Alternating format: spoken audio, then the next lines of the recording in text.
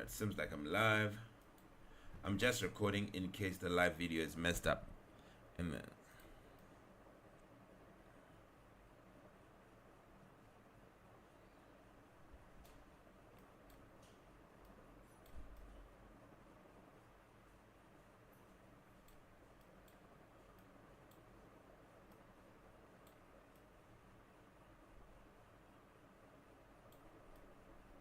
Alright, variation and selection 2 and 3. Now let's get started. So the first thing, I'll be just giving you the things that I know you should have, and we see how it goes. The first thing that you must all have, let's start. We're going to do, first of all, I'll go very fast through 5 things. 5 things. One is going to be, then I'll go to the second part. One, we're going to just give you some good definitions of adaptations and fitness. We'll talk about it real quick. Then I'm going to talk about how you can find adaptations from pictures. Okay, so how to identify. I'll teach you how to identify. Then we will see when we're doing more questions, obviously tomorrow and the day after, or on Saturday rather. When we're doing questions from this chapter, you see these things I'm about to give you. So how to identify, let me just say, adaptive features. How to identify adaptive features from images. From images. That's a very, very important idea. Okay, because they'll give you a leaf and then they'll say which things here tell you. I mean, you've seen the questions. I'll show you again the questions, but they'll give you a structure of a leaf. So we're going to look at the structure of a leaf at some point, and I'm going to show you what is a stomata, what is a cuticle, all these things, because they're so important. And then we'll do, in case you haven't done them already, for people who then we're going to do hydrophytes. Let me just say we'll do some tables, hydrophytes versus xerophytes. So I'll just give you as tables this one to save time. Okay, I'll give you as tables next to each other, comparing these things, comparing these two things. It's actually phytes like this, hydrophytes and xerophytes. Are you ready? We start with this, then we'll talk about selection, and we move on. Are you all ready? Can you all see? Students? Okay. Good. Let's go through it. The first thing, let's just write. I'm just giving you quick notes, and I'm not wasting any time. So it's just, these are just class notes. So that is what I'm doing. Things that you're going to write in the exam, examples of questions and stuff. So the first thing I want you to write, say number 1, adaptive features. That's the first thing we're doing today. Can you just write adaptive features? I'll try not to over-explain. I hope, because I cannot afford to over-explain. We do not have time. So, although I can explain, I'm not going to. Let's quickly go through it. So, adaptive features, let me write this definition. Adaptive features are inherited characteristics. This is they ask you this, we saw that last time. These are inherited characteristics that help an organism to survive, or you can say that help an organism survive and reproduce. These are the two most important things in its environment.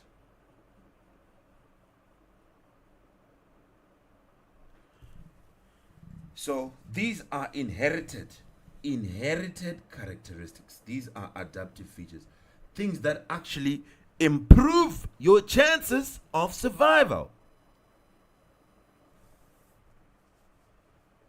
So I'll write to say they are passed from parents. We love these adaptive features, from parents to offspring. We're going to look at them when we compare hydrophytes and xerophytes. They are passed from parents to offspring through genes. They are passed from parents to offspring through genes. And then what we can say is any adaptive feature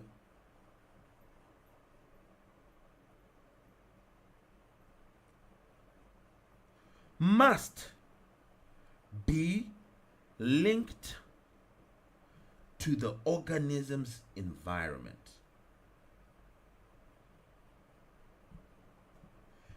In other words, an adaptive feature should increase your chances of survival in your environment.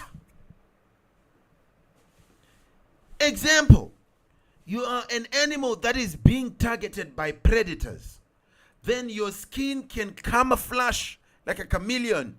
It can camouflage with the environment you are in. That's an adaptive feature, because camouflage will increase fitness. In other words, it helps you to survive longer and it gives you a better chance of reproducing.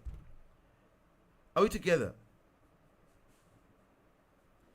Animals in the desert, another example. Should I put examples? E.g.,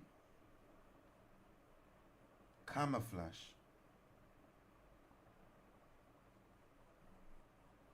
Or big ears for animals in the desert. I don't want to speak. I was about to start explaining, but I don't want to over explain.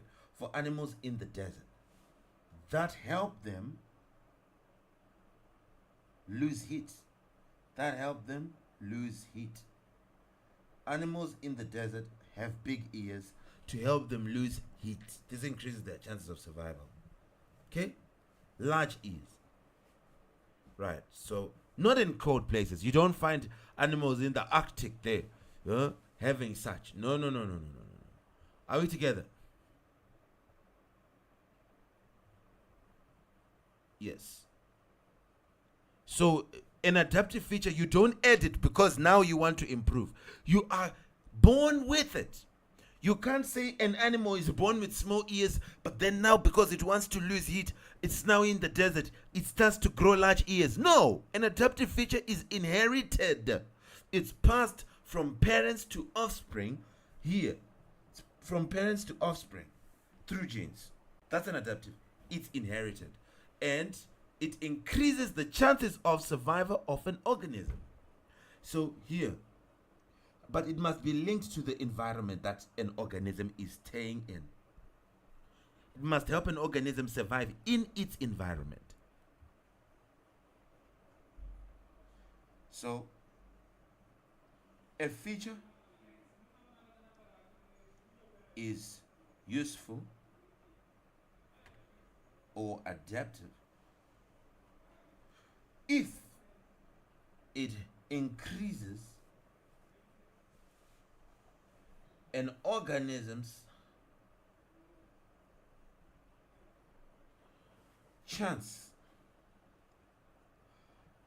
of survival and reproduction.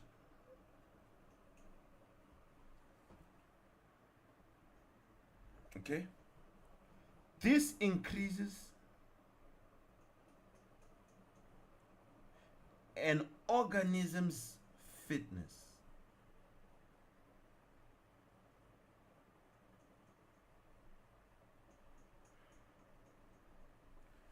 Are we together? Let's put example questions on this. I'm already done with it. Let's put example questions. We're already moving to the next thing. But let's just put example questions that I will not have you not get. What types of questions can you get? Number one, what is an adaptive feature? What is an adaptive feature? Number two, what is fitness?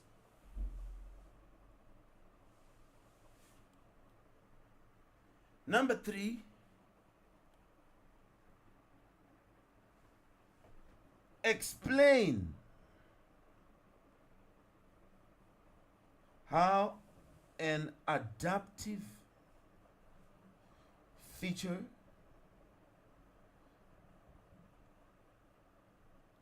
increases fitness.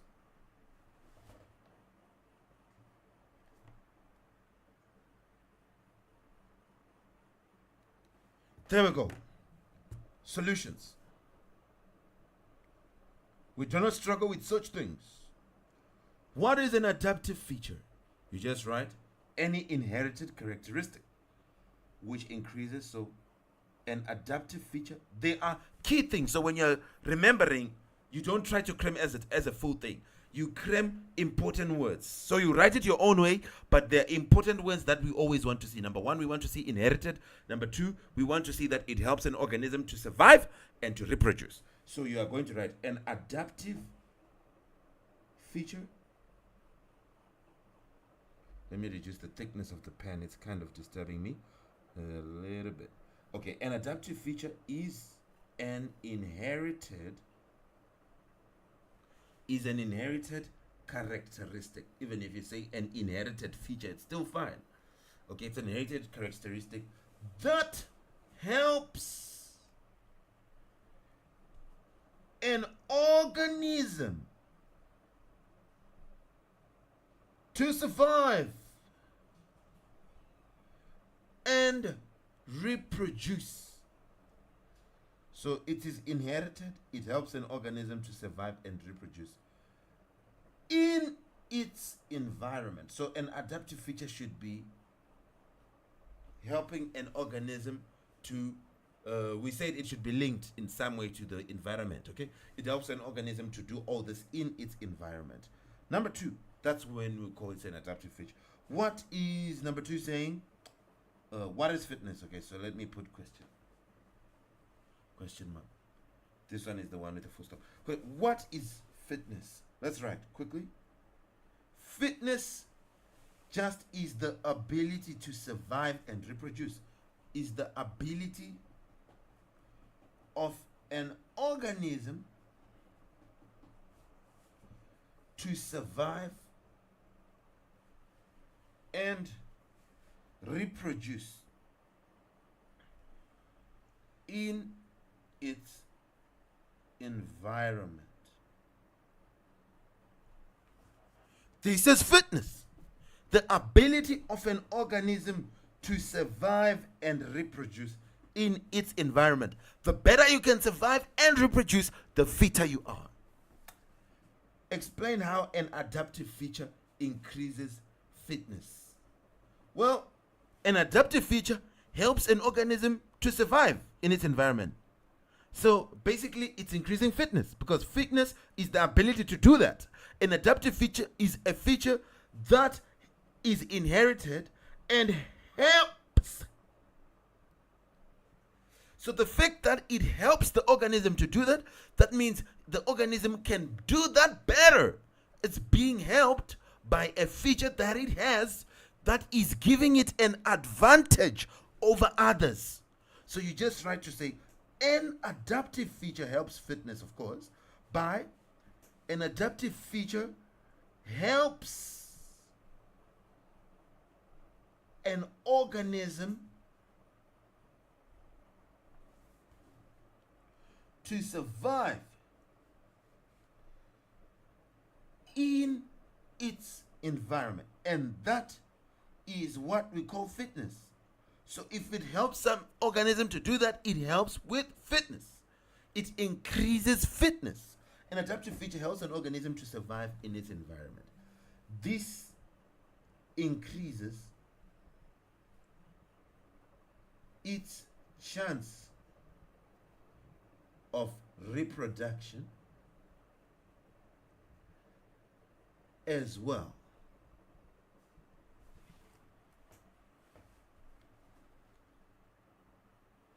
Okay? So the fitness is increased, if we can say it like that. An adaptive feature helps an organism to survive, which helps the organism to reproduce, or which leads to an organism reproducing better. And this increases the fitness. Okay? It's not just a body part, an adaptive feature. It's a survival advantage that is actually passed on. Okay? So you can say adaptive feature. I don't really want to write it this way because somebody would like to write this, but this is a tip.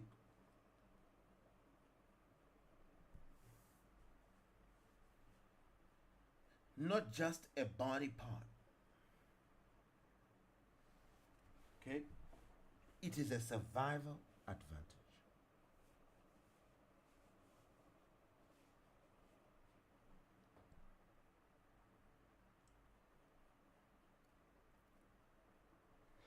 It is a survival advantage that can be passed on.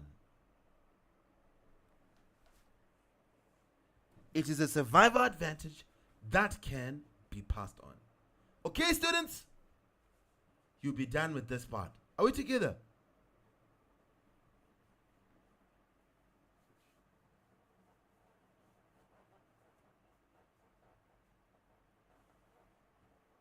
Okay. Now, let's do second part, which is boring, but I want to do it because it's important. Not that it's fun. There are fun things to do. Of course, everybody wants to do selective breeding. It's fun. Of course, everybody wants to talk about it. But if I don't talk about these things, then I'm jumping important things. So I want to teach the second thing. Let's just say I wrote it down in front. Identifying adaptive features. Just some tips, okay, that we're going to use. We're going to use this method a lot over the weekend. Please make sure everybody are aware of this. Let me take this call. Yes, 4-2. How are you? How's it? 420. Yes. Yeah, I'm normally busy. Is it for EMAT? Engineering maths. Which one? Engineering maths 1, 2, 3, or 4? 202 and 302. When is the 202 exam? Okay. And then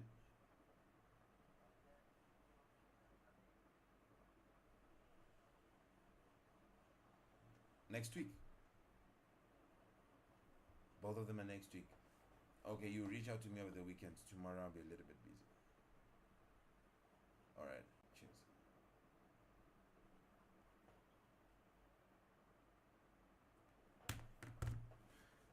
Okay, identifying adaptive features from images. Identify adaptive features from images, okay, or data. When I say data, put below it to say graphs or tables, okay, graphs or tables, etc., etc. These are some of the things. The images, I mean pictures. You get a picture of some structure, okay, and they ask you to identify the adaptive features. Are we together?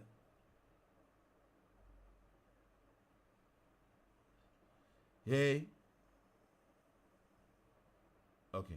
So let's write now what you do. I'm not going to give you too much information.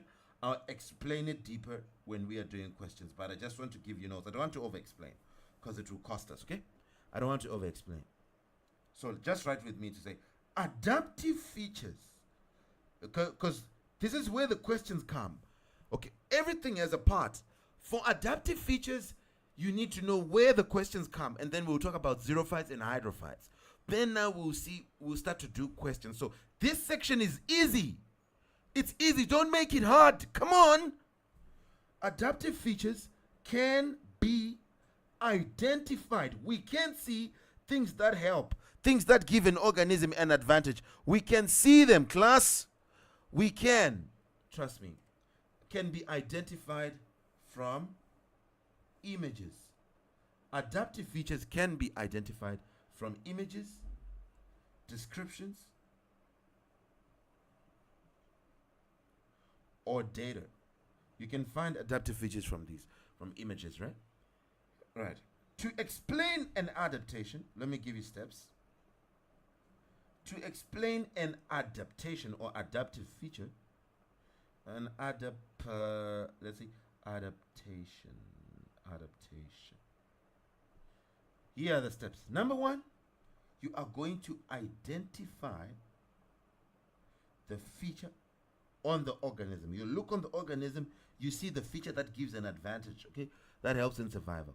Then you're going to explain its function. So you talk about what feature it is, then you explain its function, then so it does this and this and this.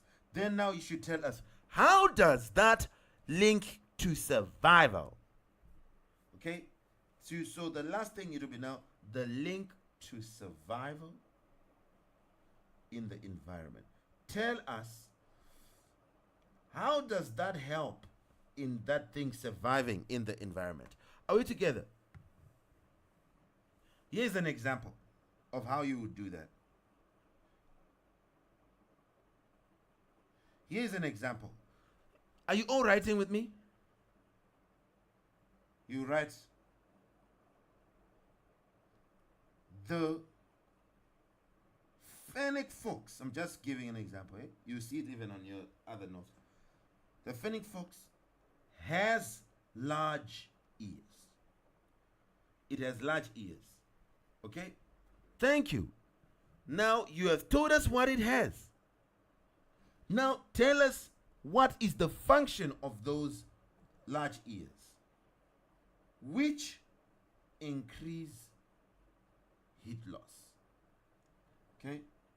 Large ears are for things that you find in the desert because they help that animal to lose heat and stay cool. So, okay, they increase heat loss, but you haven't told us how that helps in survival. Okay, they increase how. Now you should then tell us to say, helping the fox to stay cool in the desert. Have you seen a 3 out of 3 mark answer? Have you seen it? When you get 3 marks, it's not about just writing and writing and writing and writing. No, it's 3 important points that you must cover. Are you with me, students? Have you seen this? How you identify an adaptive feature on an image? You state the feature, then you tell us the function of that feature, then you tell us how it helps that organism to survive in that particular environment. So it helps the fox to stay cool in the desert where you find that fennec fox. Are we together?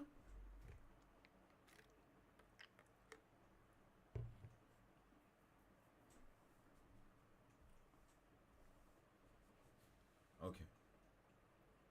Thank you.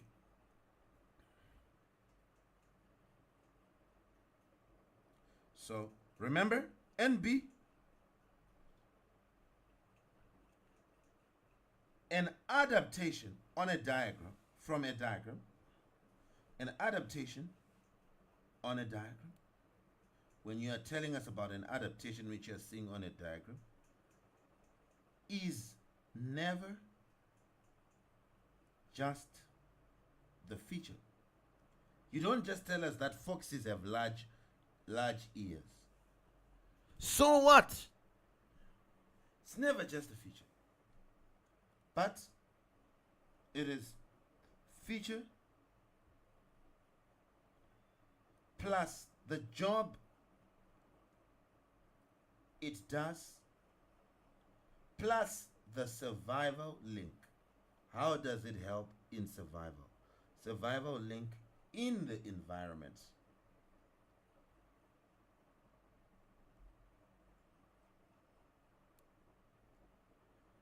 Are we together? Are we together?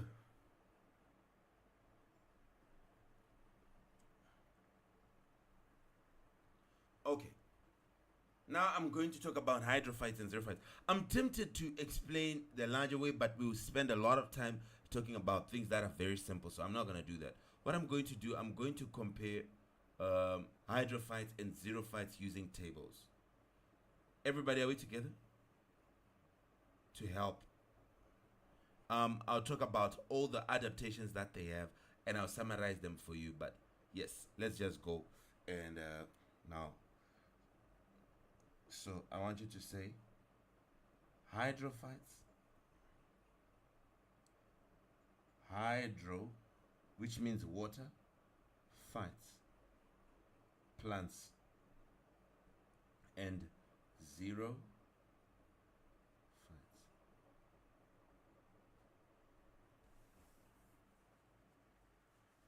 Right.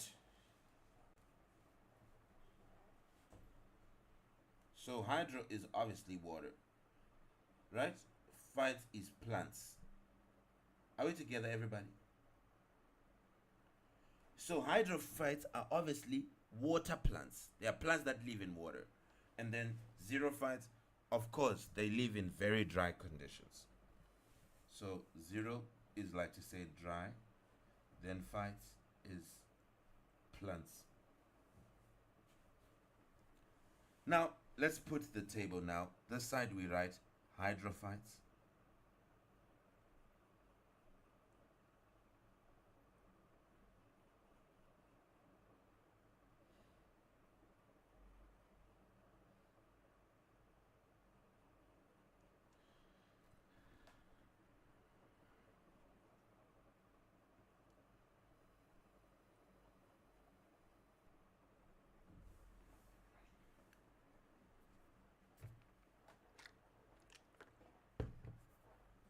Put this table.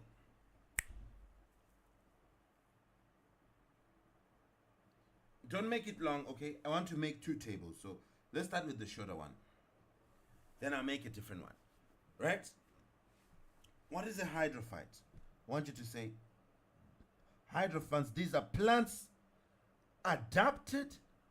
Hydro is water.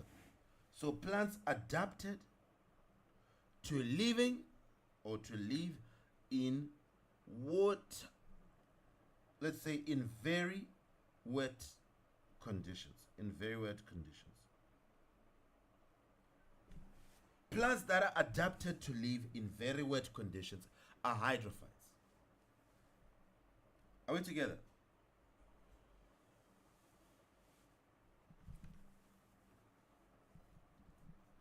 So, their main problem, write this. Their main problem, unlike xerophytes, their main problem is not water loss.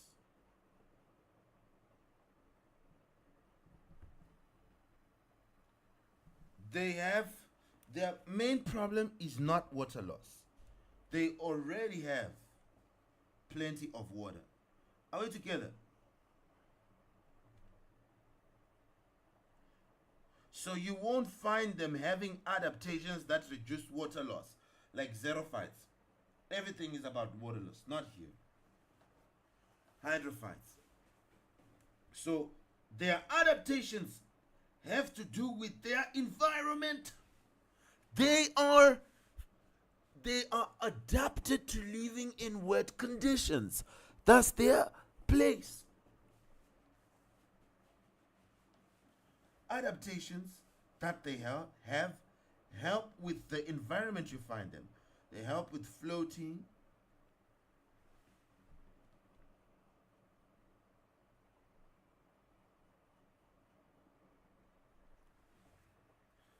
Gas exchange. And getting light.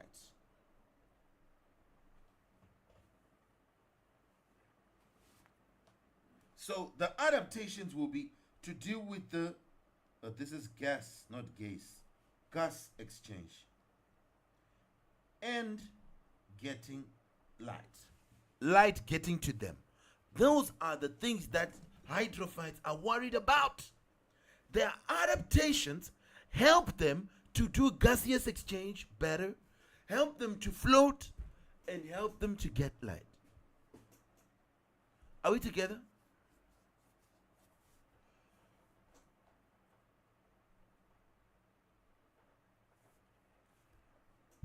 For xerophytes, these are plants adapted to live in very dry conditions. Very dry conditions. This is the adaptation of xerophytes. So if they're adapted for very dry conditions, that means they are dealing with the big problem of dry conditions, which is water loss. So their main problem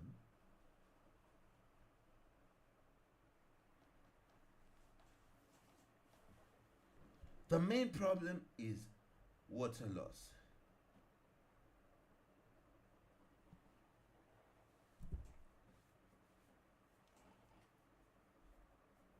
Their main problem is water loss. Why?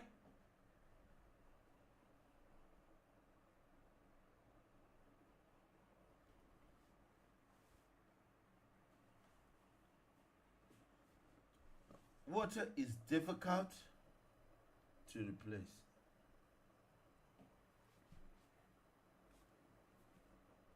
It's difficult to replace. So adaptations are not for floating. Adaptations help with reducing water loss.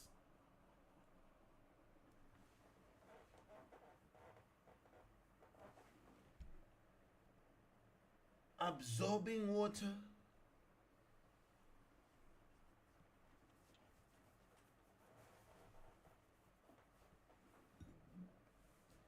Absorbing water and storing water.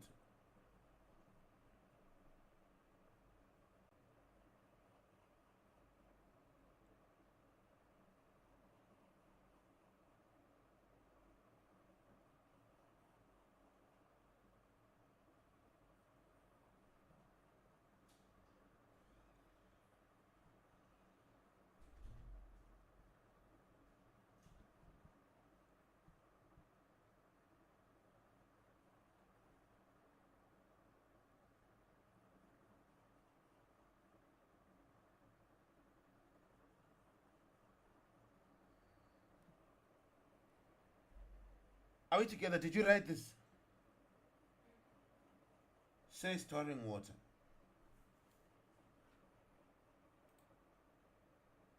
Did you write it? So now, this is important. Everything is going to revolve around here. I'm just going to give you the adaptations and you're done. Okay? I'll just give you the adaptations. Then, but for hydrophytes, hydro water, these are plants that are adapted to living in very wet conditions. Water.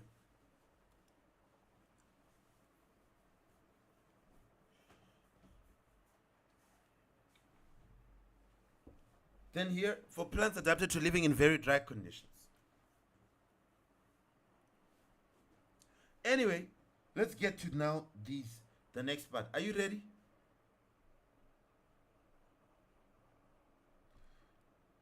Let's see their adaptations.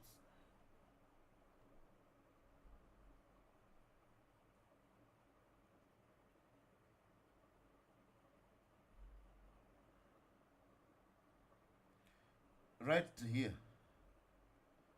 I want to say side by side. Adaptations side by side. So here we're going to say feature. I don't want to over explain each of these features, but put feature, then here put hydrophytes.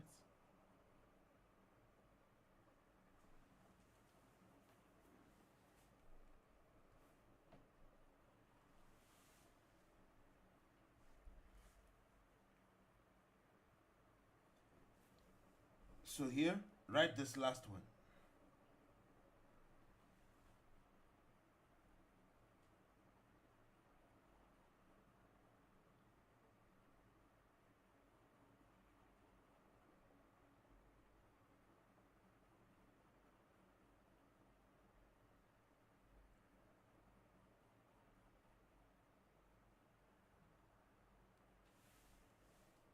Maybe I should increase this column for hydrophytes because the feature is just something tiny.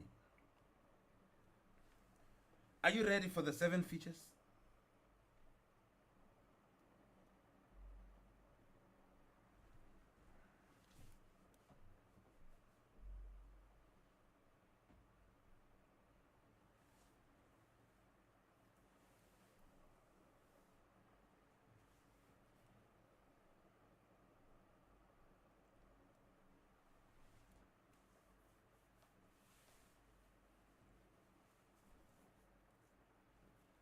Right here to say the 7 features.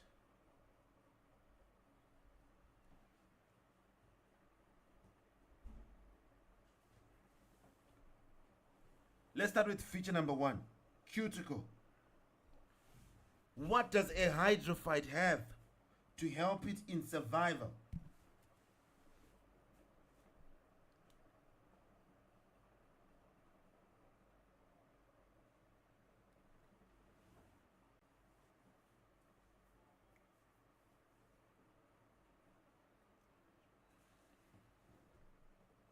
Right here to say usually, let me say, usually thin. Here it's thick. I said it yesterday, the day before, I don't remember. This has a thick, waxy cuticle.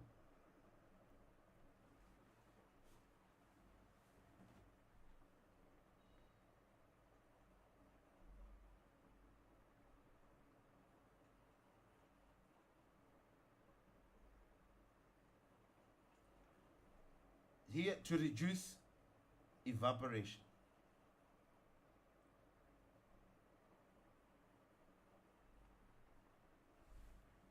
Okay, and reflect heat.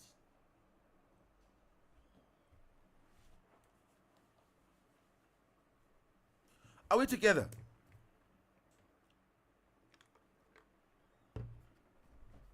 So it's a layer. Remember, the waxy cuticle is an outside layer of the leaf. So if you make it thick, you're going to reduce water loss. And you're smart.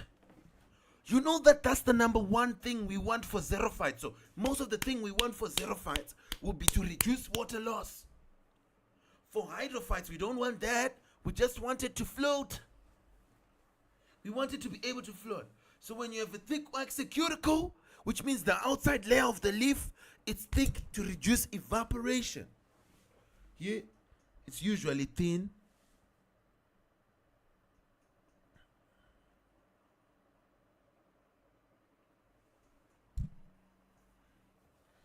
Here, right, usually thin. And right, because water loss is not a major problem.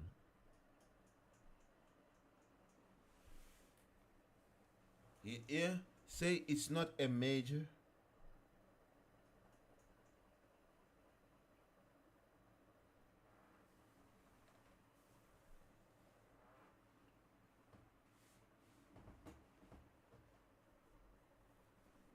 Have you seen it?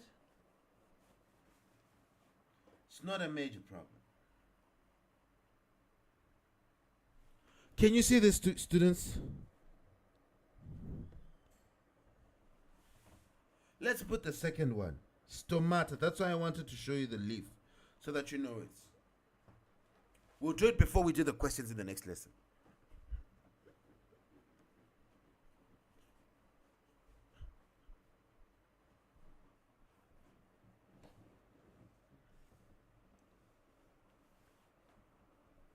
So usually open.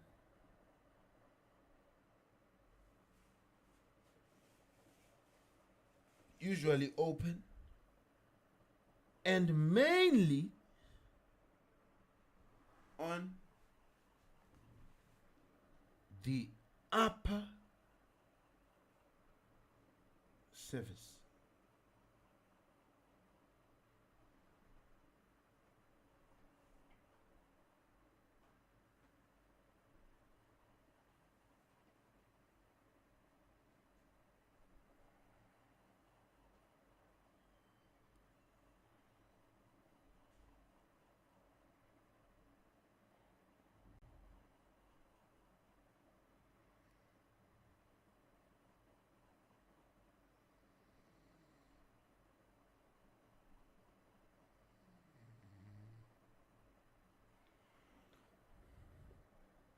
Right. Let me try to just put them as 7 because it will take my time. So I'm going to do it like this. Skip 3 lines or 4 lines and say 3 air spaces Then, and I'm going to highlight the important ones for each. Then just say here roots. Roots are the number 4.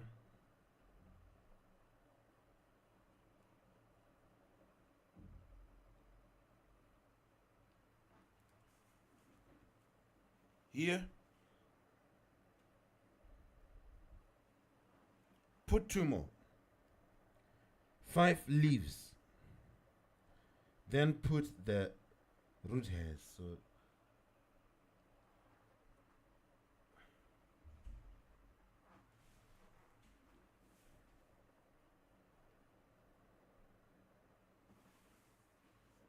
now you can put 8 to say storage.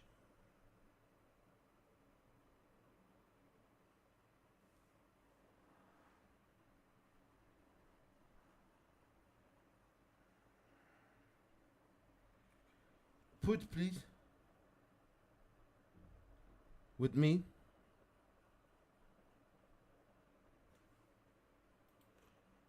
Are you putting? Right. Now let's put what happens with each. So stomata, I will need to show you the diagram to make everything make sense. Okay? If I can show you the diagram of a leaf, remind me. I think I'll do it at the end of the lesson. Okay? Class, Antonisha, did you hear me? Remind me at the end of the lesson to show people the structure of the leaf. Like just to draw a label diagram of the interior. Are we together? The interior of a leaf. Yes. Yes, you can ask me.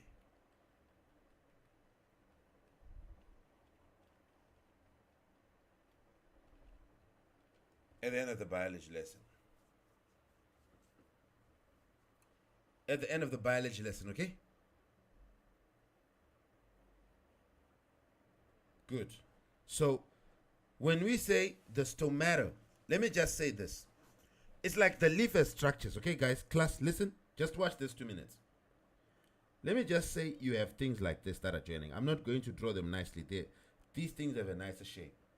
This has a thin layer which covers the top. Okay, the waxy cuticle is thin. This layer is called waxy cuticle. It's the outside of the leaf. Then the first layer which you get in the leaf from the top is called the upper epidermis. Then below that single layer, you now have same thing, but it's now like this. And this, okay, I'm going to cheat. This is what we call the palisade mesophyll. Oh, where is the middle epidermis? There is no such thing. There is upper epidermis and lower epidermis. So when it's like this, you get the palisade mesophyll, then you get your xylem, your phloem, and then you have some cells, whatever, around.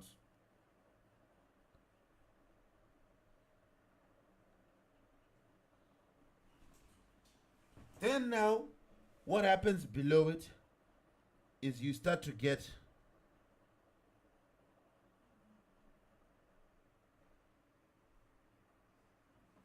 this called now the lower epidermis.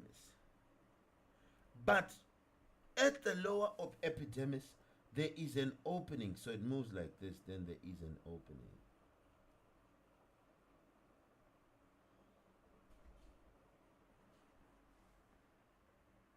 And this is what we call the stoma when it's many. Are we together? Students, have you seen? Just a basic thing. Right. So you'll be having the waxy cuticle on the outside. Then inside is the upper epidermis. Then the palisade mesophyll. Then you have now the inside of this. And at the bottom you have the lower epidermis. And in the lower epidermis, that's when you have gates or openings. Okay?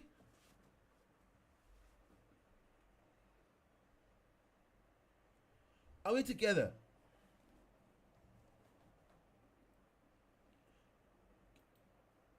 Okay, so now when it's one gate, we call it what? The stoma. When there are many, we call them stomata. So this wax cuticle is one thing we look at. This stoma, the gates, we call them stomata in plural. That's the other thing we look at it. Are we together? Then the other thing we look at is inside here, how much space is there? We call it the air space in here. Air space. So those are literally the, I can say that when you look at the inside of the leaf, those are the things you talk about. So talk about the cuticle, the outside layer. Is it thick or thin? Oh, it's thick. In what? In xerophytes. To do what? To reduce water loss. Because that's their problem. There is water loss. They got to reduce it. That's how they get adapted to living in dry conditions. They preserve what they have. Okay, so they can go longer. Of course, we'll talk about palisade versus spongy mesophyll. That doesn't matter. Spongy mesophyll is this inside, which is after the palisade. This is palisade. All this is the spongy, but I don't need to make you know that. Okay, because we don't mention that word when we are doing these advantages, but it's called the spongy mesophyll. Doesn't matter. And then the lower epidermis. You've seen the parts, so you should know the parts. So it's the waxy cuticle, then you do upper epidermis, then you do the palisade mesophyll, then you do the spongy mesophyll, then you do the lower epidermis. In the lower epidermis, that's when you have a gate which is called the stoma. So structure of a leaf, you can't forget it. It's too easy. Now, we say that, remember, the key word is here. Listen. Hello. When you compare hydrophytes to xerophytes, always think, what is their problem? What is the problem of this guy? If it's a xerophyte, his problem is water loss. But if it's a hydrophyte, it's found in water. So how's water loss the problem? Its problem is its adaptations help it to float. They help it to do gaseous exchange in water. Getting light where it is. Those are the adaptations. For xerophytes, hello, I'm zero. I have no water. I'm adapting to dry conditions, or very dry conditions, or extremely dry conditions. So when you come to this, you see cuticle. Does cuticle help me in gaseous exchange? No, it doesn't. So I don't need it. If you're a hydrophyte, I have my water. I don't have a problem with water loss. If you're a xerophyte, you're like, I need a thick waxy cuticle to reduce evaporation and to reflect heat. Those are two that it does. So it reduces. Oh man, why? Oh, my Facebook live stream has been affected. Anyway, it is what it is. We continue. But are you seeing what I'm saying, students? Let me share the screen again. Are you seeing what I'm saying? Students.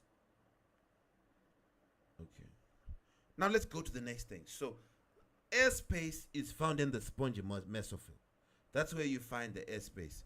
Are you all hearing me? Hello? Students? Are you all hearing me? Okay. Good. So when we talk about the spongy, the airspace, we're looking inside the spongy mesophyll. Anyway, we're going to talk about this airspace. Right. Let's move on to the next part. Let's move on to the next part. Let's see the difference. So cuticle, it's thin. For hydrophytes, they don't need it. For xerophytes, it's thick. And it helps with reflection, and it helps to prevent evaporation. Stomata, usually open for this, but for this one, oh my days, what is going on? Let me fix this, the positioning of this. I don't want it to keep affecting us. I can't have it to keep affecting us. Keep paying attention, guys. Let's finish this. We've got to finish this. Nothing is going to stop us. We need to keep finishing. Okay? We need to lock in. Let's keep going.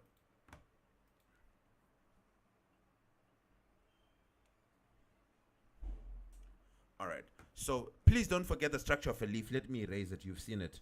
I think everybody will remember it. It's a simple one.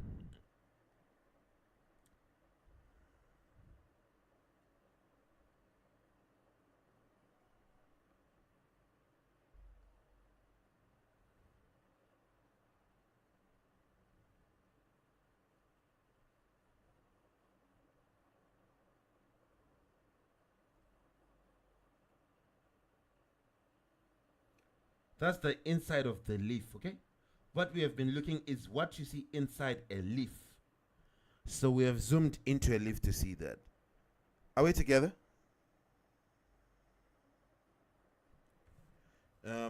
We use chem scanner, Sarah. Let me.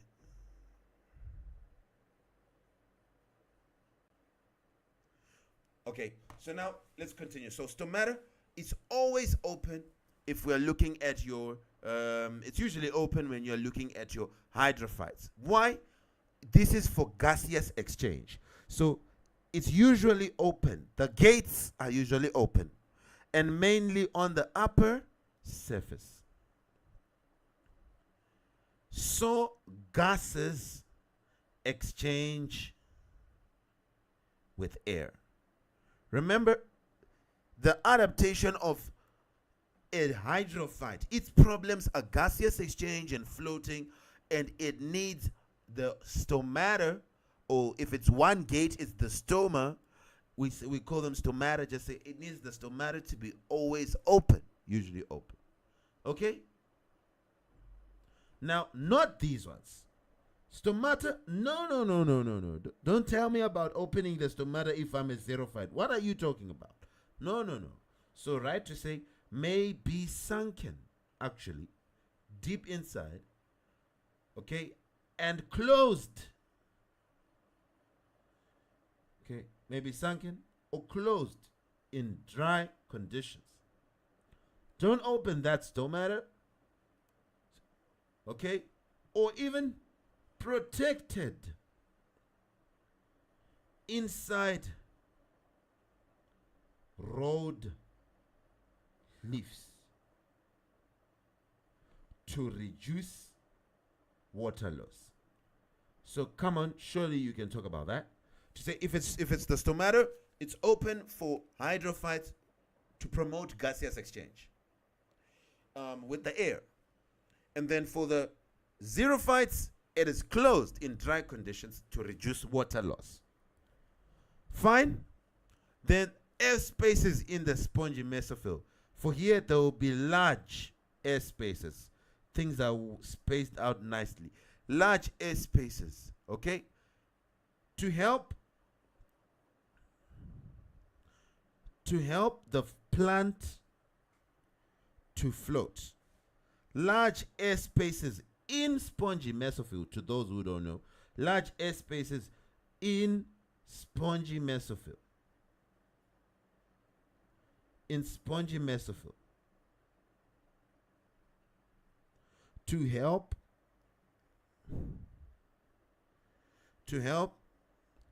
the plant to float and keep the leaves near light. Are we together? Are we together? Right. Let me fix something here. Give me 1 second.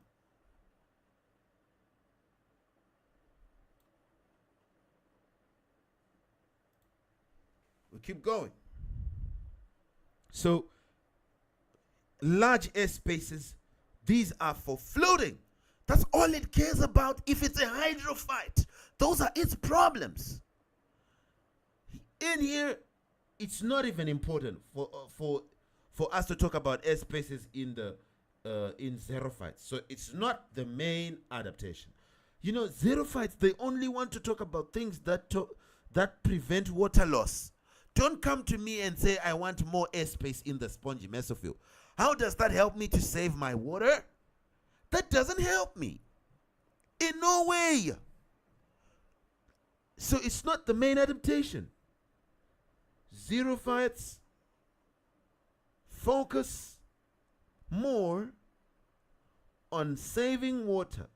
But guess what? The leaves need to be to have large air spaces in a hydrophyte. These ones that are found in water, because it helps the plant to float. Okay? And to keep the leaves near light. Now, let's go to roots. This is important because they always show you roots in the exam. Always, always. Right? These ones are already in water, so they are small. Small roots for hydrophytes because they are already water. Small roots because they don't have to look for water deep. No. Because water is already around the plant. Water is already around the plant. Okay? And the nutrients can be absorbed.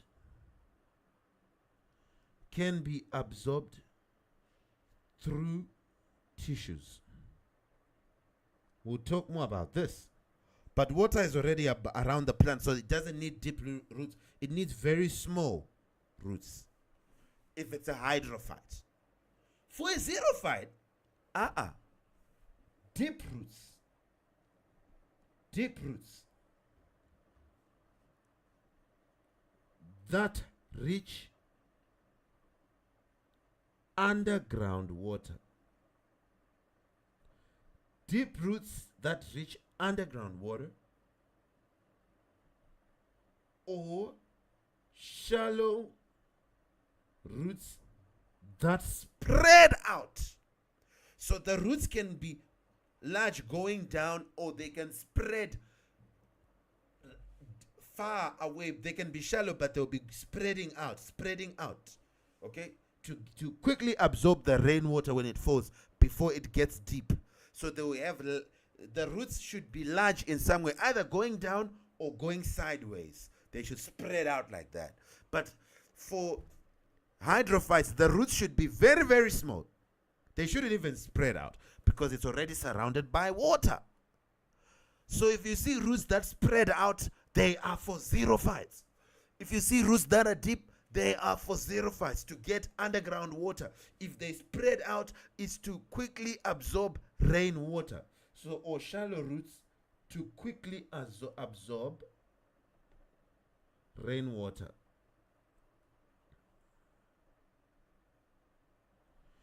Are we together? Students?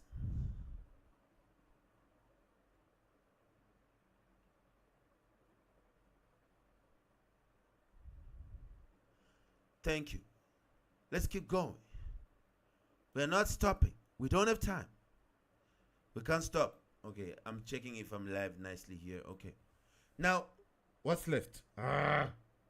Leaves. Okay. Here, I already showed you yesterday that the leaves are on the waxy, thick waxy cuticle. They are small. Small, or you can say needle-shaped. These ones are needle-shaped because why should you have large leaves? They'll make you lose a lot of water. So small or needle-shaped to reduce surface area and water loss. So you are going to find some adaptations that you are going to remember here, and you're going to use them when you talk about these guys. Am I being heard loud and clear? Are you all hearing me nicely? Find some adaptations that you're going to use here and stick to them and use them. All right. Now, what about the leaves for hydrophytes? Well, they don't have to be small. Why would you have small leaves? It's broad, so to help with floating. So often broad or floating leaves to catch light at the water surface. At the water surface, because they are already surrounded by water.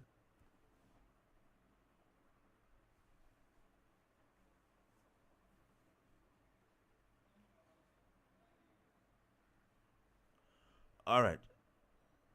So here, storage, I want you to say storage of water.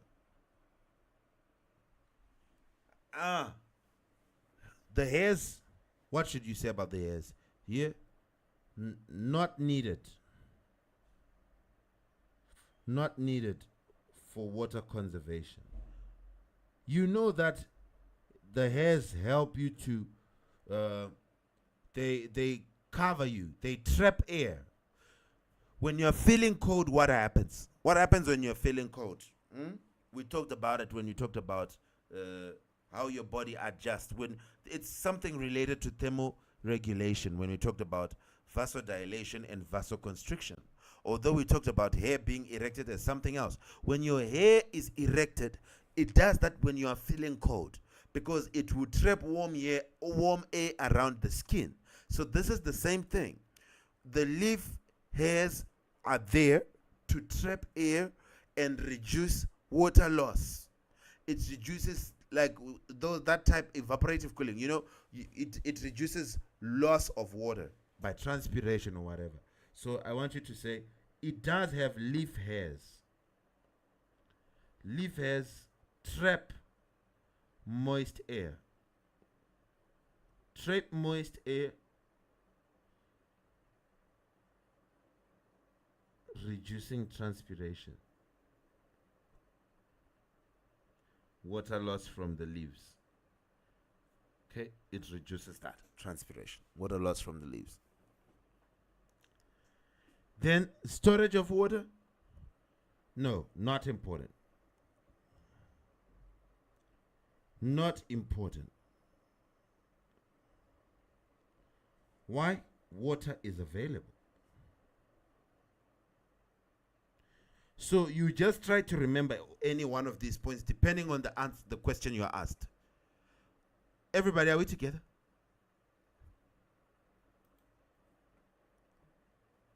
All right. And then here, what happens?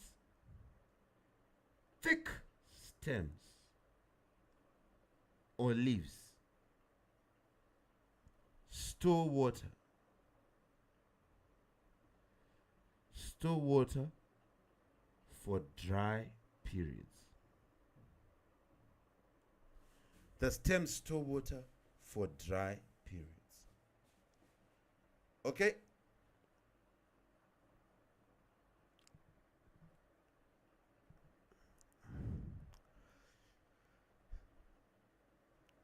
All right. So let's just do an example of a question. Should we do an example of a question?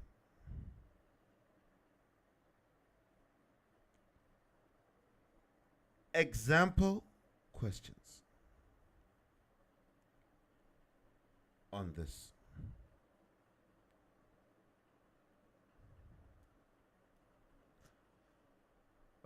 Compare adaptations of hydrophytes and xerophytes. Compare them. Compare adaptations of hydrophytes and xerophytes. Not really. Transpiration doesn't really lose glucose. Is my screen still blurry? YouTube audience, Antonisha? It's okay. Okay. So compare adaptations. Let's compare. Solution.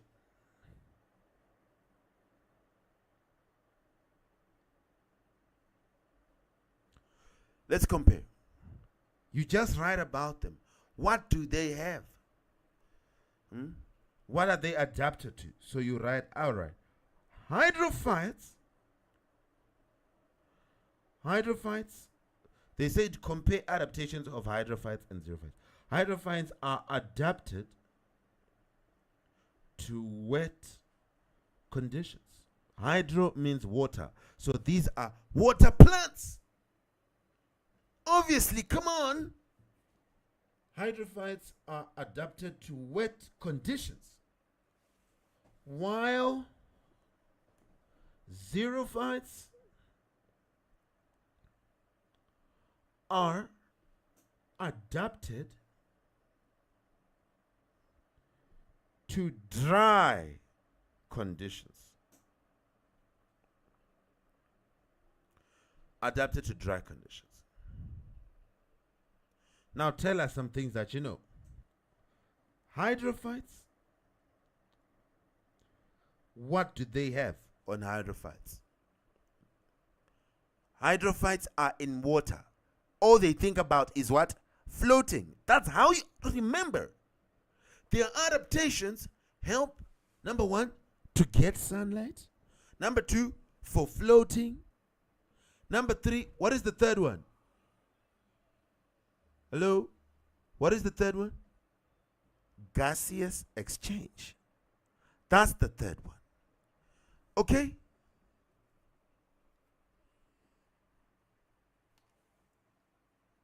You decided not to attend today, LGK. Okay.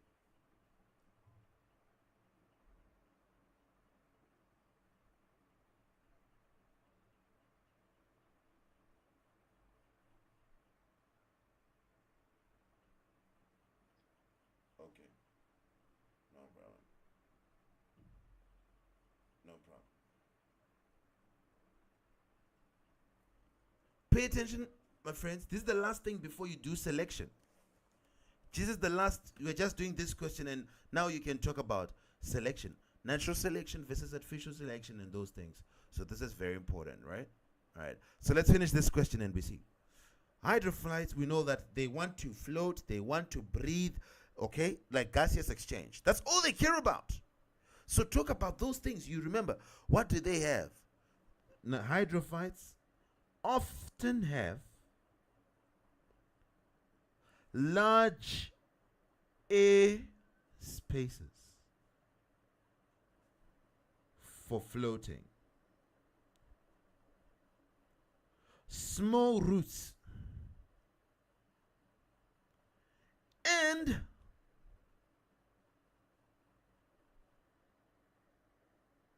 usually open stomata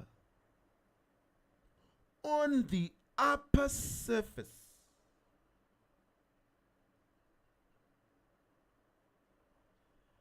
for gaseous exchange.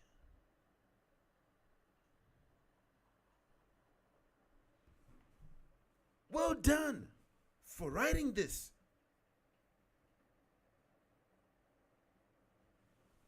Xerophytes only think about water loss. So tell us. Xerophytes, tell us their adaptations now. Xerophytes have adaptations that reduce water loss,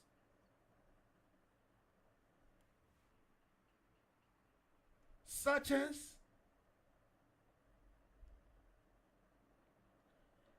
thick, waxy cuticles,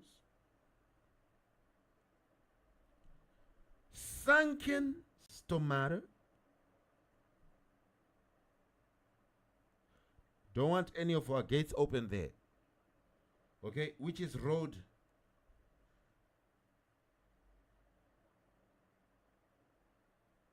in leaves. Then you can say hairs on the leaves as well. and small needle shaped leaves. We left roots, we left. You now also say xerophytes also have deep roots.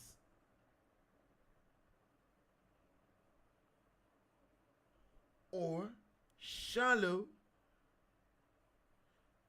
spreading roots. And thick stems for water storage. You get whatever the marks that the question has. 5 marks or whatever. Well done. That was a brilliant performance. That was a 5-star performance from you. Well done, well done, well done. Okay?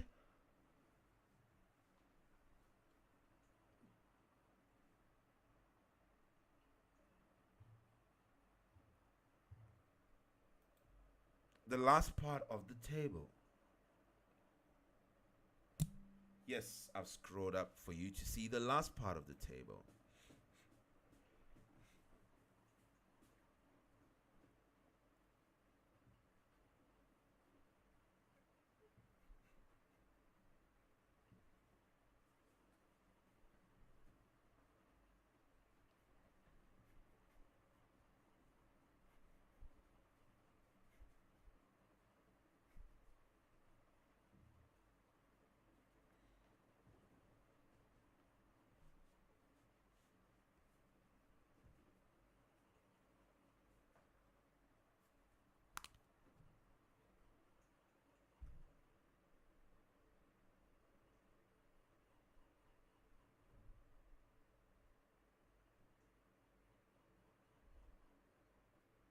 Have you seen? Okay.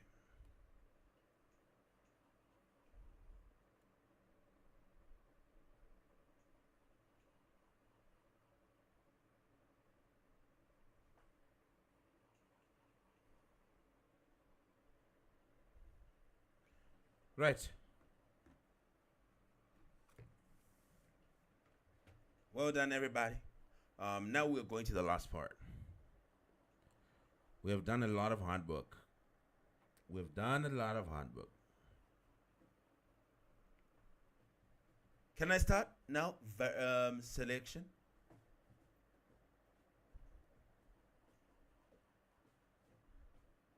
Can I start? Write with me to say natural selection. I'll be first. Write with me to say natural selection. Let's try to move fast. We need to finish this. So the things I'm going to talk about will be, let me just say this, in a corner. Put somewhere in a corner like this, and say the parts that we'll cover first. Then we'll do artificial selection after this. Parts on natural selection. Things that I want you people to know. 1, we'll talk natural selection, what it is. Natural selection. This is part 3, which begins now. So we'll say 1, natural selection. Then 2, I'll help you know what natural selection is. Then 2, I'll say the step-by-step process of natural selection. Of course, at the end of this chapter, we'll compare, we'll put a table to compare natural selection versus artificial selection, because those questions come. Okay? So, pattern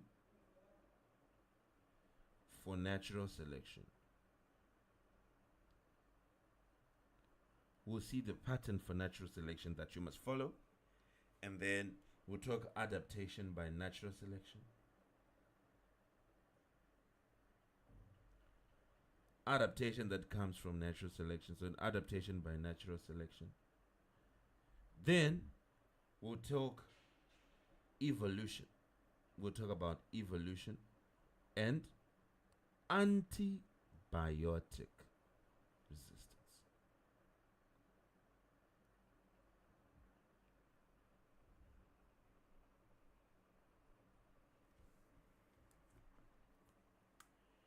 Have you seen?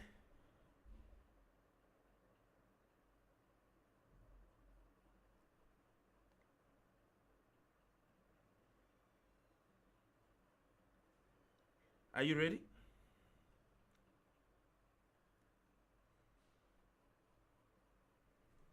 Right. Let's go. Let's move as fast as we can. I already kind of explained to you what natural selection is. It is just a process where those who are the best survive. If you're not the best, you're not surviving. So it's impossible for all of us to survive.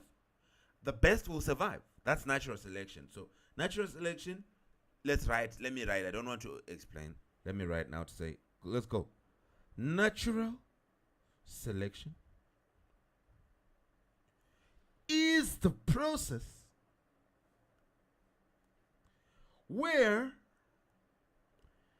individuals, we love this word individuals, in this chapter especially, individuals with advantageous features or adaptive features, individuals with adaptive features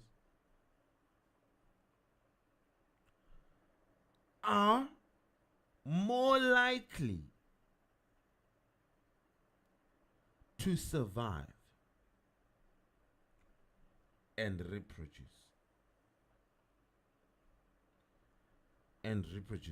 In their environment.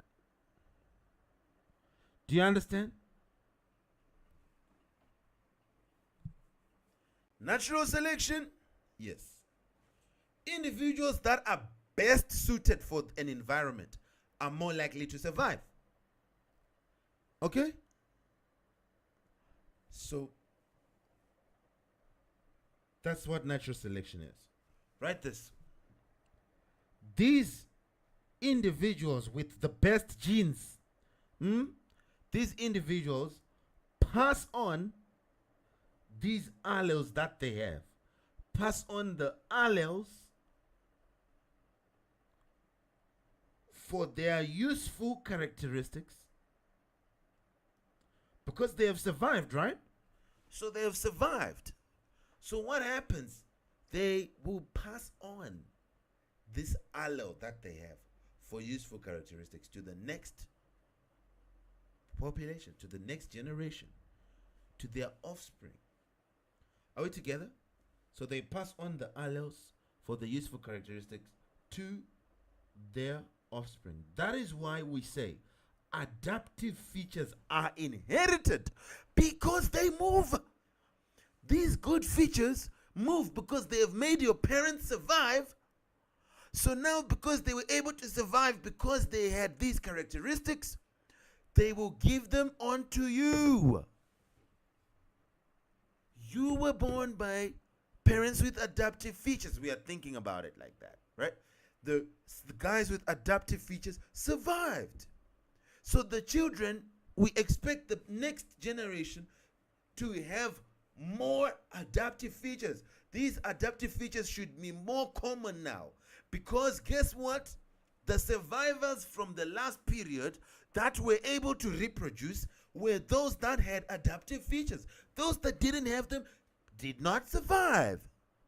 So the next generation will be made of individuals made by parents who had them, and the parents who had them passed them on.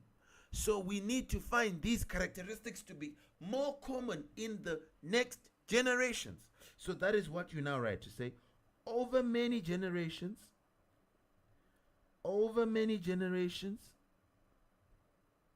this is the importance of it, the advantageous adaptive features, obviously, or you can say advantageous characteristics, it's just adaptive features. These adaptive features become more common. Yes.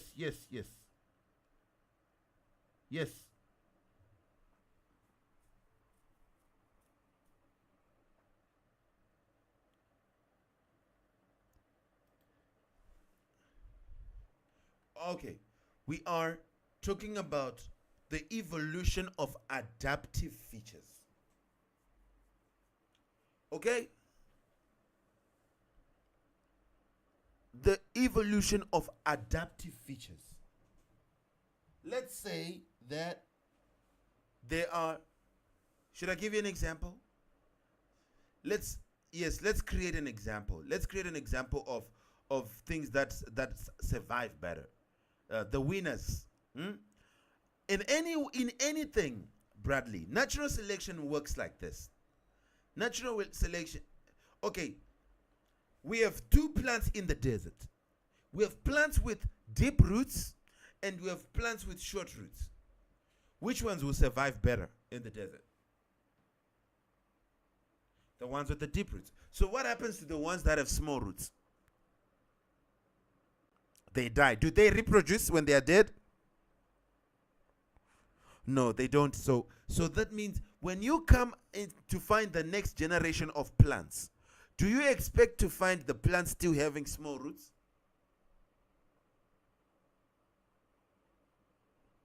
Why? Why is it that you don't expect to find plants with small roots? What happened to them?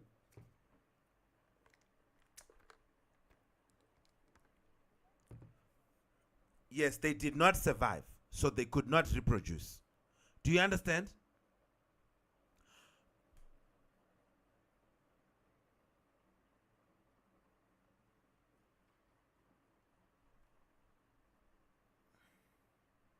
Yes. Yeah.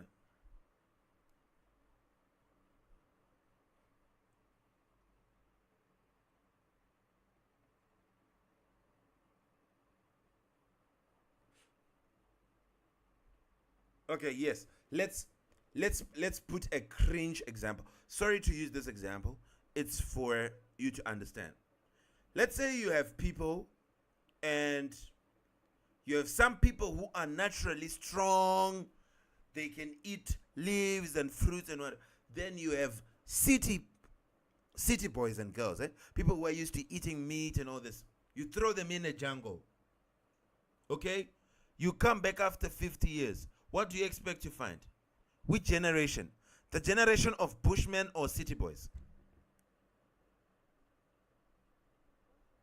The Bushmen. Because the Bushmen had better survival skills for the environment that they were in. Right? Roderick, do you get it? Okay, we take animals or bacteria. For you who wanted antibiotics, antibiotics kill bacteria. So when you have an antibiotic, you're going to kill bacteria. So if I start using antibiotics for whatever I use, after several generations, what type of bacteria do you expect to still find? Do you expect to still find bacteria that is weak and is killed by antibiotics, or bacteria that is resistant to antibiotics? Which type of bacteria will survive? Roderick, which type of bacteria survives? The one which is resistant to antibiotics or the one which is not? You start using antibiotics to kill bacteria, right? You start using antibiotics to kill bacteria because antibiotics kill bacteria. So you start using these antibiotics to kill bacteria.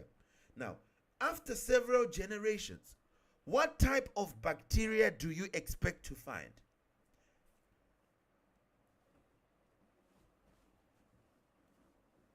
That is because we know that all that bacteria that was not resistant died. Okay, it did not survive. That's how we say it. It did not survive. So the bacteria that the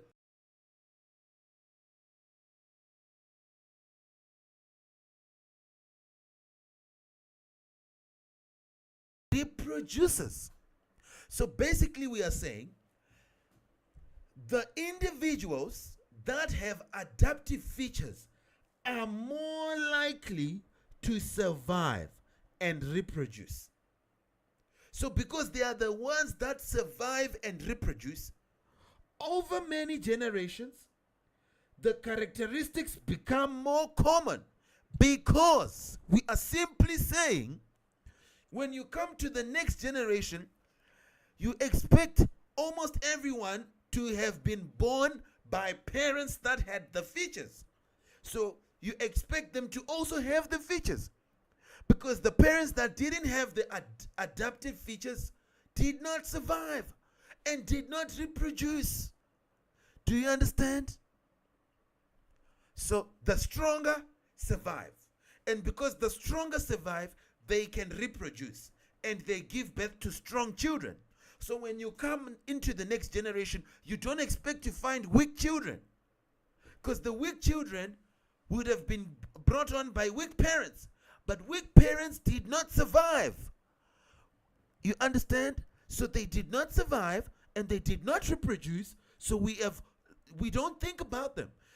The one which we find more is the strong ones, because the strong ones, the strong parents survived and the weak parents did not survive. So these strong parents survived and they passed this strong allele that they had to their children, and their children are also strong. Do you understand, Roderick? So maybe right now we will find that 75% of the population is strong, 25% is weak. Over the next generations, when you come, you'll find 90% of the population being strong and only 10% being weak. Why? It's because the weak are not surviving. The strong ones are surviving and reproducing, whilst the weak ones are struggling. So when we have things becoming extinct, it's because they don't have adaptive features. They are failing to survive and reproduce because they don't have a feature that will help them to survive. So they become what? Victims. Do you get it? If you're a moth, moths that have the best color, to hide from predators, they survive. If you're a moth and you don't have the right color, then you're gone. The cats and the birds and whatever will eat you up. So when we come back after many generations, we will have more of the moths that have the right color, because those that had the wrong color did not survive and did not reproduce, whilst those that had the right color survived and reproduced and gave this allele to their kids. Do you understand? To their offspring. Do you understand how you're going to reason this out? So individuals with adaptive features are more likely to survive and reproduce in their environment. These individuals then pass on these alleles to their offspring.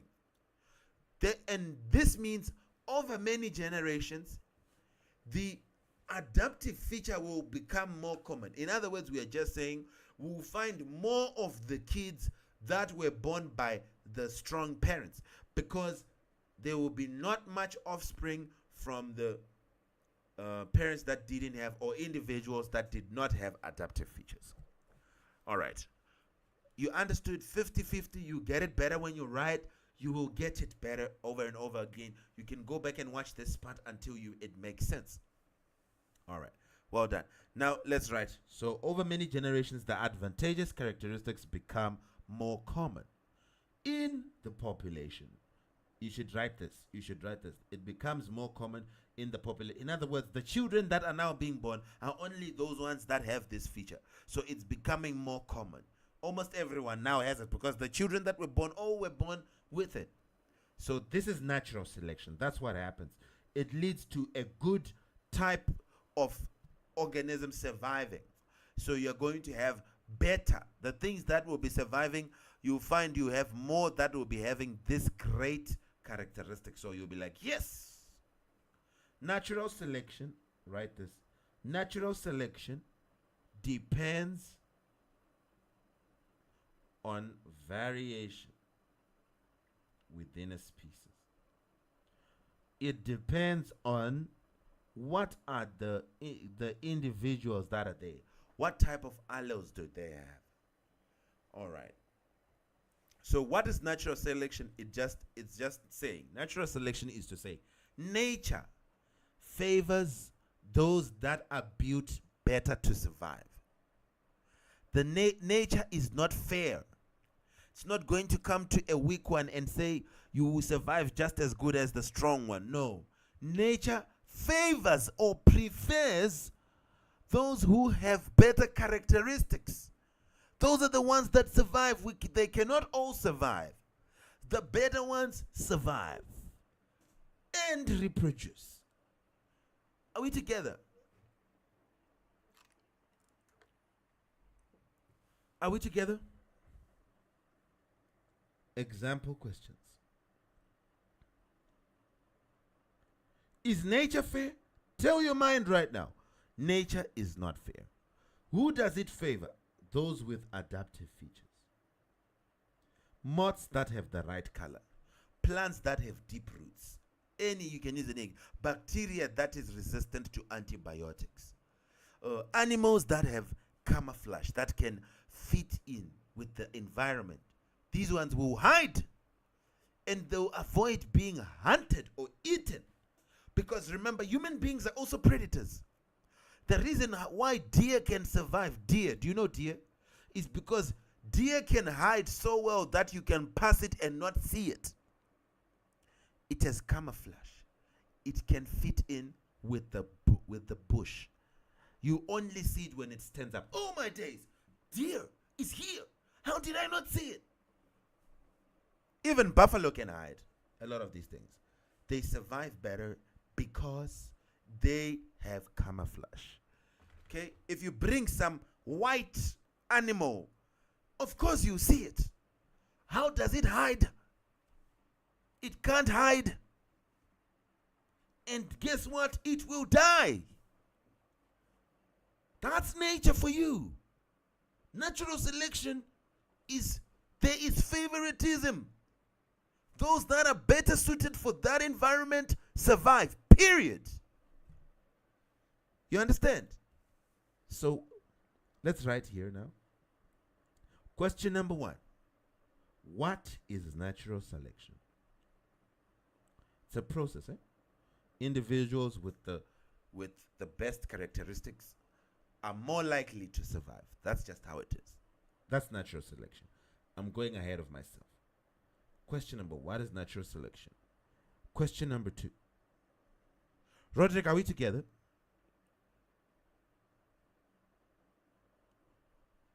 Why are adaptive features important? Why are adaptive features important in natural selection?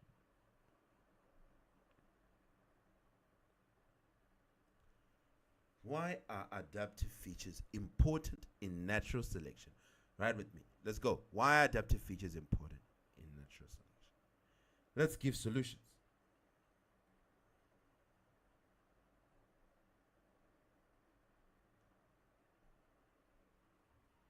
Number 1, natural selection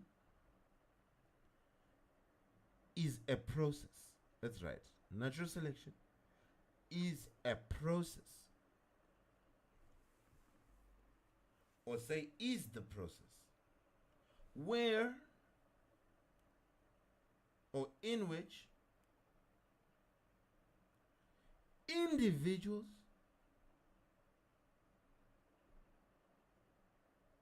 that have or individuals with adaptive features or with characteristics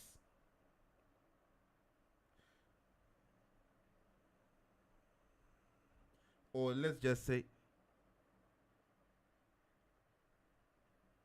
with adaptive features, but here we've already said adaptive features. Individuals with adaptive features,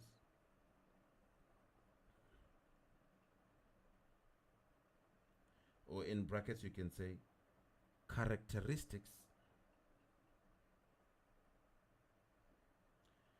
better suited to the environment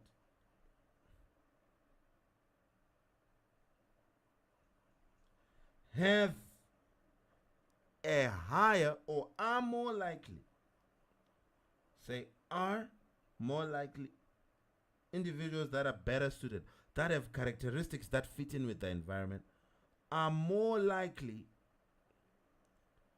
to survive, are more likely to survive.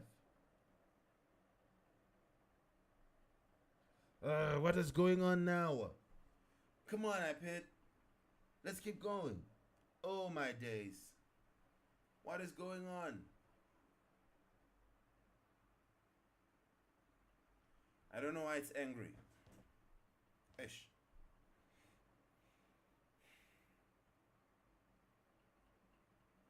I hope it didn't lose my notes, because it can do that. No, it didn't.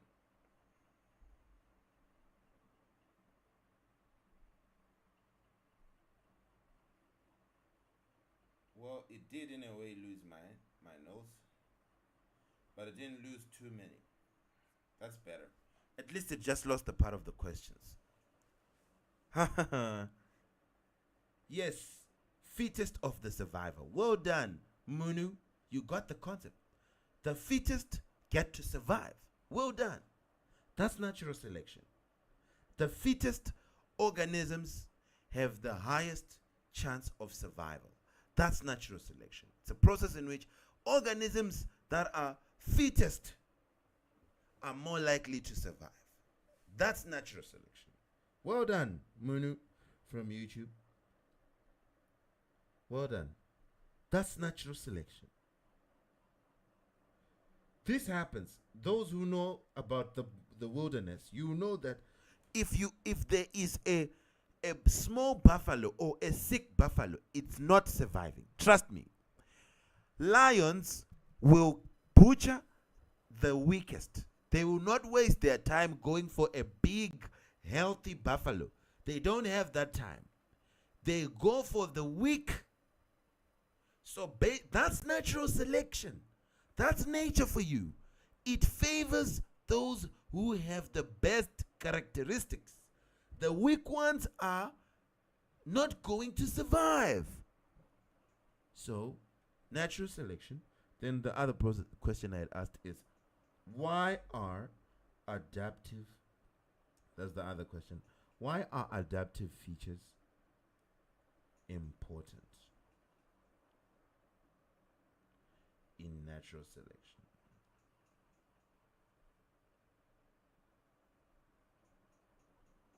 And I had done solutions. And in solutions, I had said, number one, natural selection is the process in which individuals with adaptive features, in brackets, I want you to put in brackets to say individuals with characteristics. Individuals with characteristics better suited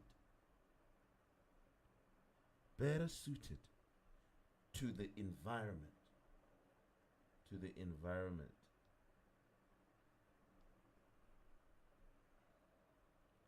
Are, you can close the bracket here and say they are more likely to survive. Simple fix it. They are more likely to survive and reproduce, passing on their alleles to offspring.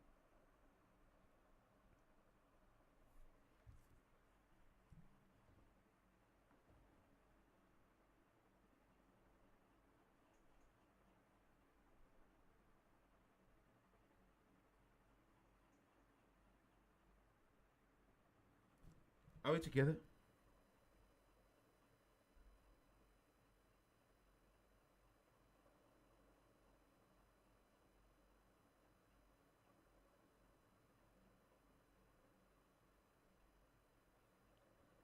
Right. Now let's go to the last part. Why are adaptive features important in natural selection? Because they increase an organism's chance of survival. Because natural selection says if you have them, you are more likely to survive. So you just say adaptive features are exactly what natural selection is looking for. Adaptive features increase an organism's likelihood to survive and reproduce and pass its alleles. So increase an organism's chance of survival and reproduction. They increase your chances. So the alleles for these features are more likely to be passed on.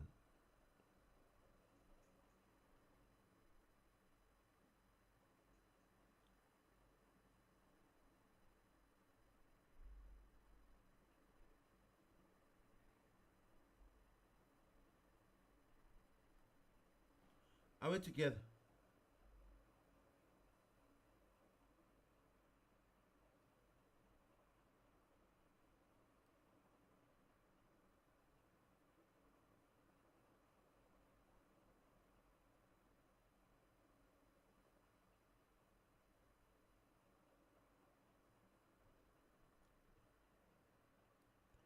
Anyway, what is left?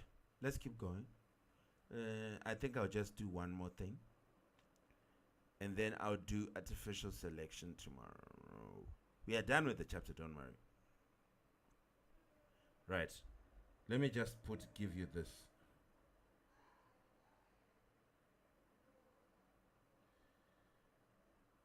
Write with me to say step by step process of natural selection.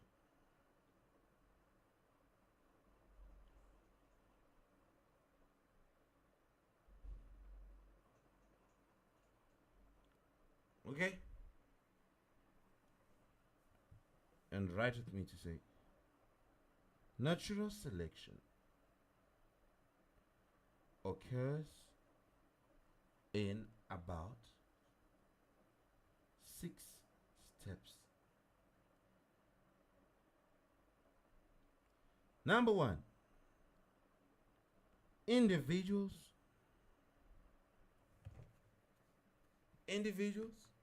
This is a Charles Darwin thing. Survival of the fittest, basically. That's natural selection. Survival of the fittest. It's a Charles Darwin theory called survival of the fittest. You can check on it. Individuals in a species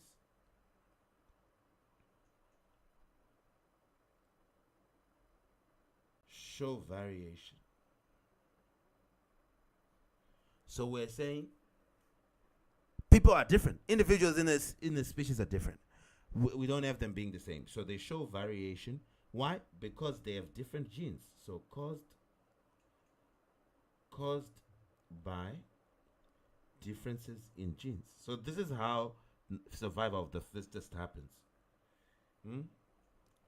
This is how survival of the fittest happens. What we are giving you right now. Okay, natural selection is survival of the fittest. Here's how it happens. First of all, we are saying you have individuals that are different. Individuals are not the same, although they are of the same species, but they are not the same.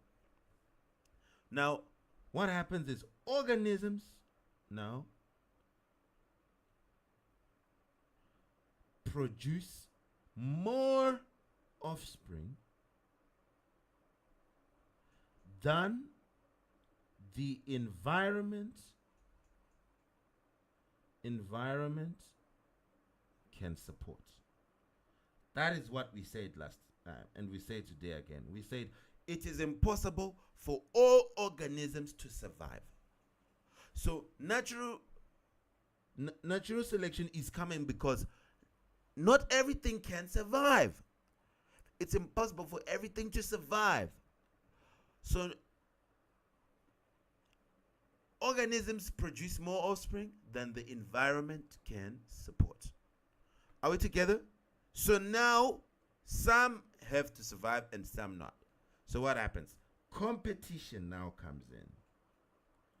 Competition occurs for several, or let's just say for resources.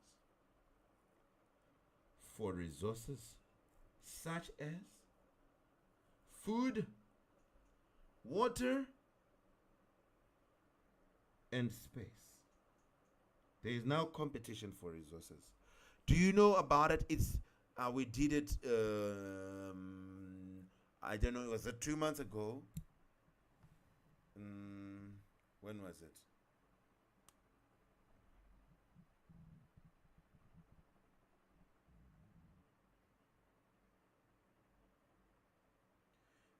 I don't remember when it was, but it was like 2 months ago when we talked about the about scarcity. What was the word? The fundamental economic problem, something like that, where we said that we have more wants than the resources that we have. So we don't have enough labor to satisfy all the wants. So now, not all the wants are satisfied. Just like for you, not all the things you want you get. Okay? So this is what happens here. Competition is there because the resources are not enough. So organisms produce offspring more than what the environment can support. So now there is competition. This is how natural selection is happening. We are giving you the background, 6 steps now.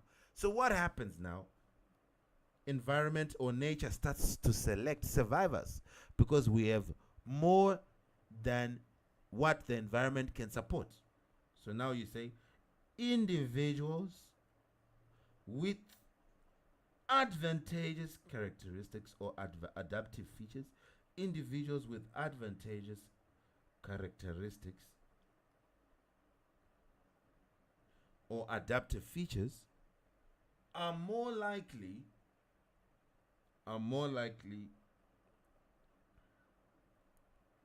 to survive and reproduce.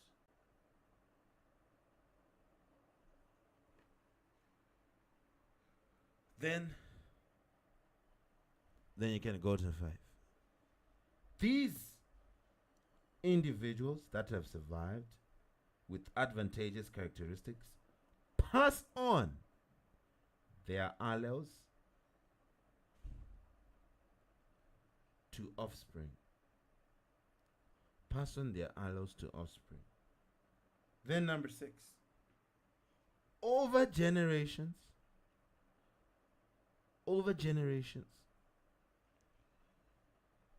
advantageous, I'm moving very fast, I hope people can ride with me. Over generations, advantageous characteristics become more common in the population. So this is the steps in survival of the fittest.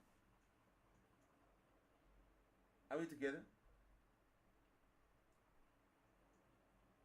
So if instead of you being asked what we just did in the last part, where the question that I just answered, and it was saying define or what is natural selection. If they say what is natural selection, they want its definition. But if you get a question now which says describe natural selection. So that, and you get 5 marks or whatever. Then it wants these. It wants you to write about this. To say organisms show variation. Okay? Number 1, describe natural selection.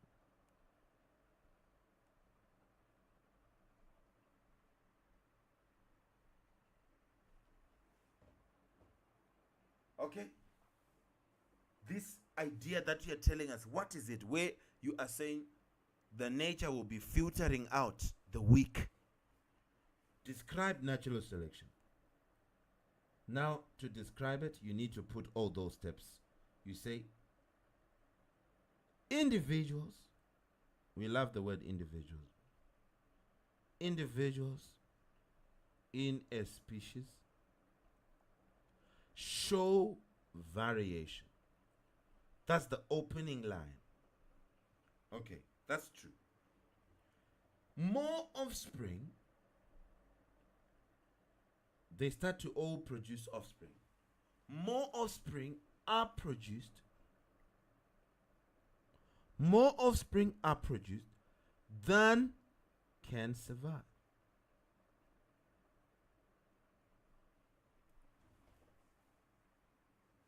Leading to competition for resources.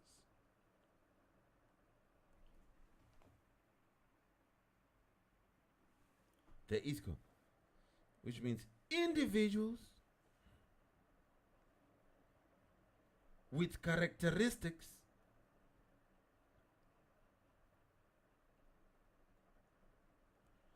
better suited to the environment survive and reproduce more successfully.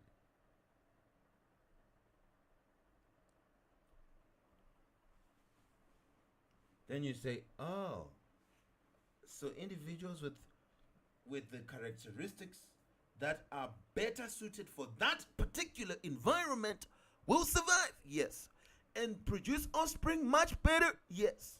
And what do they do when they do that? They pass on, naturally through inheritance, they pass on their alleles to offspring. So, advantageous characteristics become more common.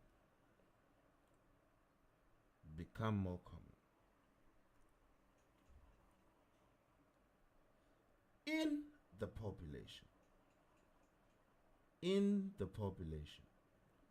Over generations.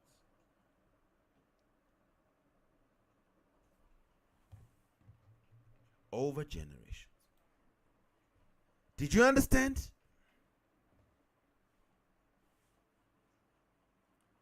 Did you understand how to describe natural populations, students?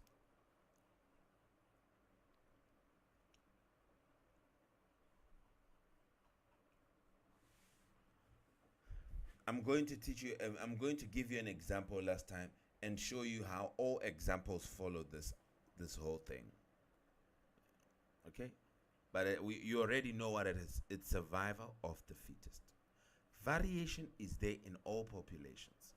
It exists in all populations. So individuals show variation.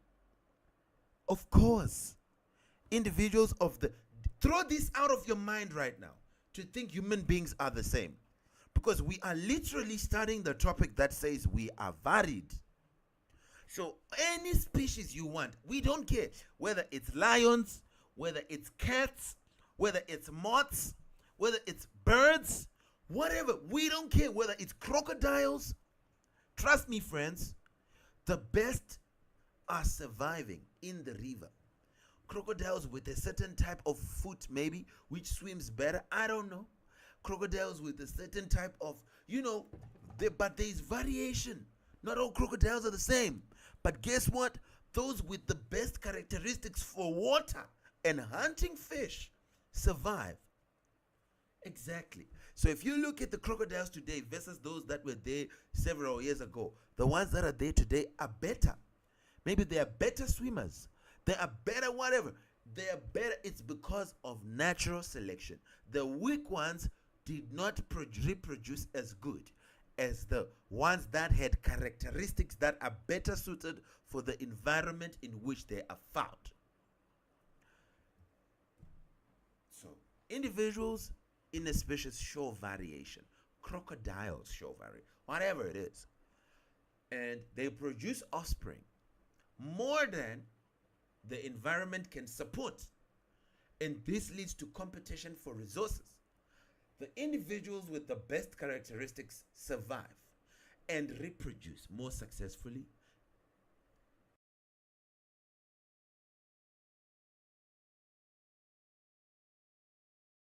Many generations, the advantageous characteristics become more common in the population.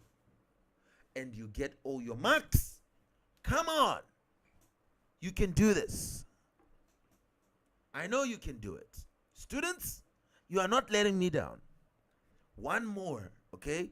We had to suffer because we needed to finish a second bio chapter. We needed to. We have 21 for bio. That's the most. So we have to just suffer for bio, and for maths we have to suffer as well. And even for physics and chem, so there has to be more suffering. Well, I'll find ways. I'll be more inventive, find ways to cover a lot of ground.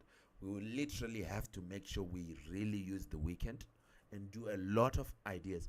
If we use it for a lot of maths, we do a lot of maths, yes.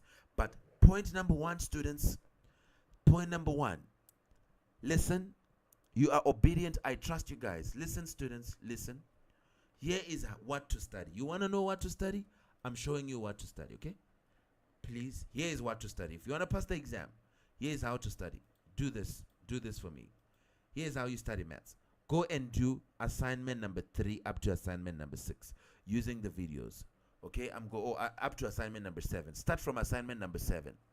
Use the last video. Go to my channel on YouTube. Go to live videos, and you can be using it to watch. I'll gather them for you and send you in the group to say assignment 7. Here is the video. Assignment 6. Here is the video. Pardon?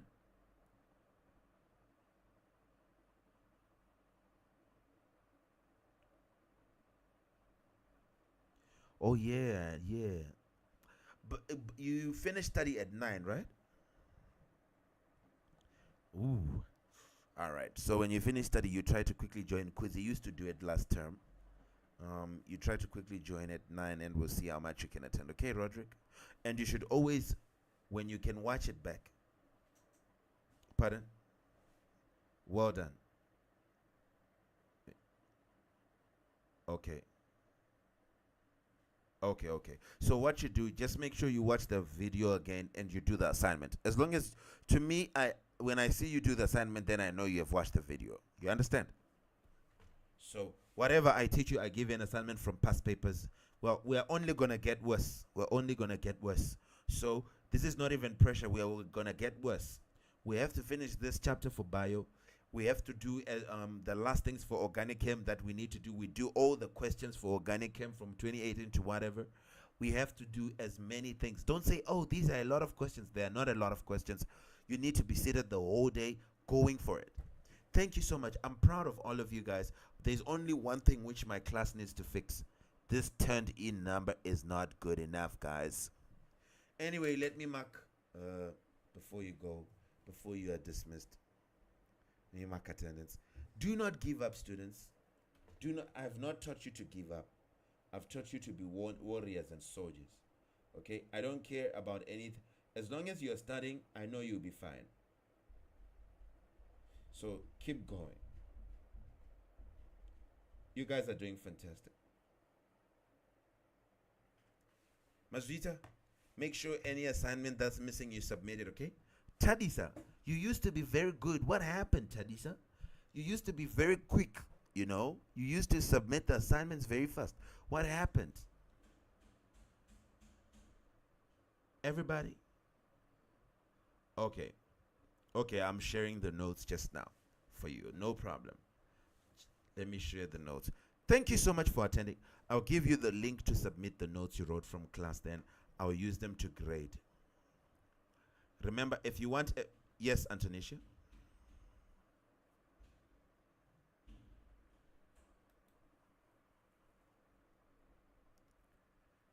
Pardon? Pardon, Antonisha?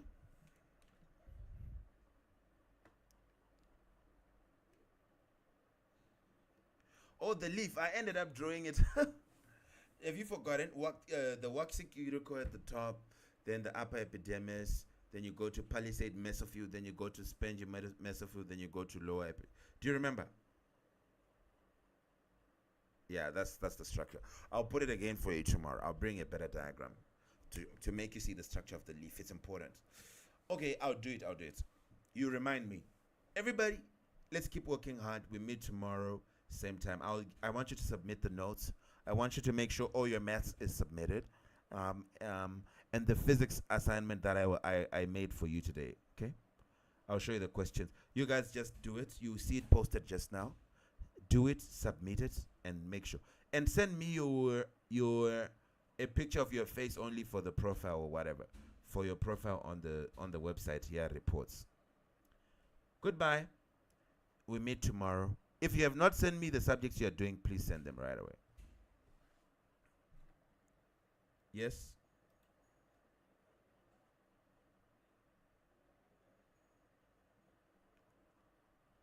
Yeah, currently I'm doing that.